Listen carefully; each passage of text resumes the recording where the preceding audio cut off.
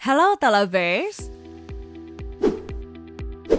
Alasan paling utama orang-orang buat beli mobil baru ya karena pengen bebas masalah, seenggaknya buat 3-5 tahun ke depan. Wajar kan mobil baru otomatis pakai part-part baru pula. Bisa dipastiin kalau mereka nggak butuh peremajaan dalam waktu dekat. Tapi gimana perasaan kamu? Kalau udah ngeluarin duit tabungan ratusan juta atau susah payah nyicil tiap bulan, tiba-tiba kamu apes dapat mobil yang defect atau cacat produksi. Pasti sebel banget kan? Seperti yang dialami oleh salah satu member komunitas owner Hyundai kereta di Indonesia ini. Nggak ada angin, nggak ada hujan, tiba-tiba kereta miliknya nggak bisa di starter. Udah coba di jumper dan ganti aki lain pun tetap aja nggak bisa. Kayaknya sih emang bukan dari akinya, sebab pas tombol startnya dipencet satu kali, head unit dan semua sistem kelistrikannya menyala dengan normal. Seperti yang digembor-gemborkan sama marketingnya, crossover bermesin 1500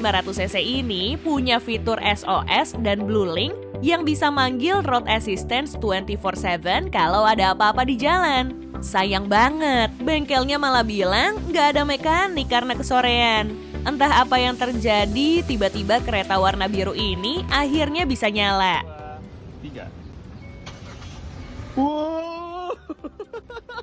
Oh iya, katanya kasus ini bukan satu-satunya yang terjadi loh. Seenggaknya ada 3 kasus yang terdeteksi dengan masalah yang sama. Sayangnya bukan cuma itu aja problem yang dihadapi sama para pengguna penantang Honda HR-V ini. Udah ada beberapa owner yang ngeluh soal AC nggak dingin di mobil ini. Padahal mobilnya baru 1 bulan keluar dari dealer.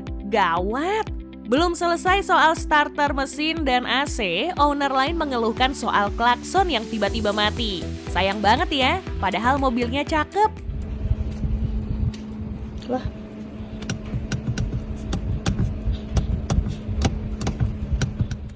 Marketing Hyundai juga jor-joran. Kayaknya sih quality control di pabrik baru mereka di Cikarang lagi kurang fokus deh. Soalnya bukan cuma kereta aja yang bermasalah. Mobil listrik pertama yang dirakit di dalam negeri ini juga nggak luput dari defect alias cacat produksi. Ingat kan rame-rame soal cat Ioniq 5 gampang terkelupas? Untungnya sih, cat yang gampang banget kelotok itu letaknya di bagian dalam pintu yang nggak kelihatan dari luar. Tapi, hey, ini mobil 800 juta loh. Kok bisa sih kualitas catnya begitu? Usut punya usut, Hyundai mengaku kalau kesalahan mereka kali ini terletak pada proses quality control cat yang acak adut. Rupanya, cat yang dipakai buat nge-spray ulang bagian-bagian yang nggak terlihat kayak daleman pintu gini, nggak sama seperti yang dipakai di eksterior utama. Hyundai Manufacture Indonesia sebagai pihak yang bertanggung jawab langsung ganti cat buluk tersebut dan janji benerin semua Ioniq 5 yang terdampak secara gratis. Nice, gitu dong. Unfortunately, PR Hyundai belum beres. Ioniq 5 ini ternyata baterainya bisa ngedrop layaknya smartphone yang battery health-nya udah jelek. Padahal sebelum itu baterainya masih nyimpen 80% energi loh. Gawat nih. Masalahnya mobil ini bakal dipakai buat perhelatan G20 nanti sebagai representasi mobil listrik rakitan Indonesia. Kalau sampai kenapa-napa pas dipakai tamu negara sahabat, kan bisa bikin malu. Apesnya, EV lain yang ditugasin buat acara tersebut juga kena masalah yang mirip. Ada 3 orang owner yang mengeluhkan mobil listrik imut mereka memiliki problem soal pengecasan. Ada yang nggak kuat ngecharge-nya, ada pula yang nggak bisa masuk sama sekali. Pihak Wuling sendiri untungnya gercep buat menangani kasus tersebut. Mereka mengelak kalau problemnya ada pada baterai mobil. Melainkan ada part bernama onboard charging yang nggak berfungsi dengan baik sehingga energi listrik nggak tersalurkan ke baterai. Kayaknya apa kata netizen soal harga murah kualitas murah sedikit terbukti sih. Semoga nggak kejadian lagi deh. Kan ribet jadinya. Seribet mau mindahin persneling tapi nggak bisa-bisa. Ajaibnya lagi, masalah itu terjadi sama brand yang diagung-agungkan sebagai brand yang durable alias tahan banting. Iya, ini nggak mengada-ngada kok. Dulu, pas Innova generasi sekarang pertama keluar di tahun 2015, barengan sama Fortuner baru, Banyak banget orang yang ngeluh kalau mereka susah buat mindahin tuas transmisi mereka dari P ke R atau D. Sekalipun pindah bakal terdengar bunyi jeduk yang keras banget. Untung Matic, jadi nggak perlu sering-sering mindahin shifter, kata sebagian orang.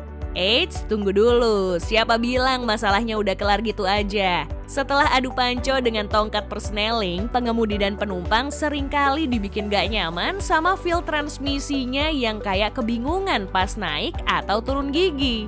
Ya kira-kira kayak naik motor bebek gigi 4 tapi dipaksa turun ke gigi 2 lah. Belum tuntas soal transmisi, para pemilik Innova dan Fortuner bermesin diesel juga dihantui sama bunyi semacam pedagang kue putu yang asalnya dari turbonya. Yang bikin sebel, Toyota Astra malah bilang pemilik cuma perlu diedukasi tentang hal tersebut. Waduh, untung Innova dan Fortuner yang bukan lagi keluaran awal udah aman sentosa tuh. Bisa hancur citra merek tahan bantingnya.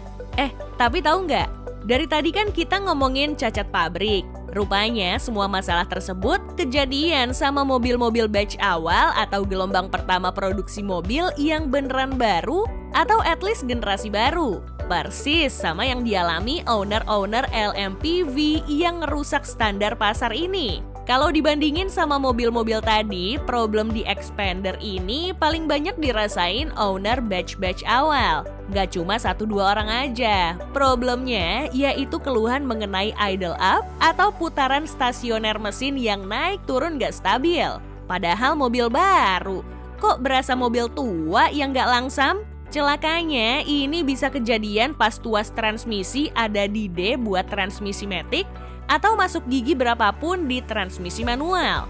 Expander keluaran awal ini bisa aja tiba-tiba nyundul mobil depan pas macet gara-gara putaran mesinnya tiba-tiba naik.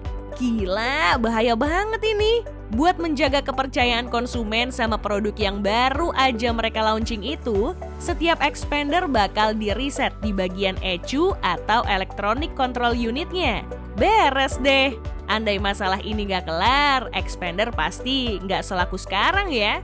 Oh iya, satu lagi masalah mobil ini pas baru launching adalah soal catnya yang belang antara fender dan bumper.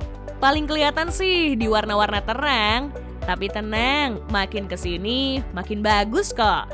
Disclaimer dulu ya buat para fanboy-fanboy yang udah kepanasan karena merek kesayangannya kita roasting.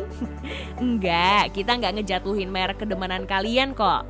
Toh nyari semua produk di dunia ini pernah ada yang defect kan? Cuma yang kita sebutin tadi lagi viral dan pernah viral aja. Santai. Yuk diskusi ringan di kolom komentar. Kali aja ada yang ngalamin hal serupa.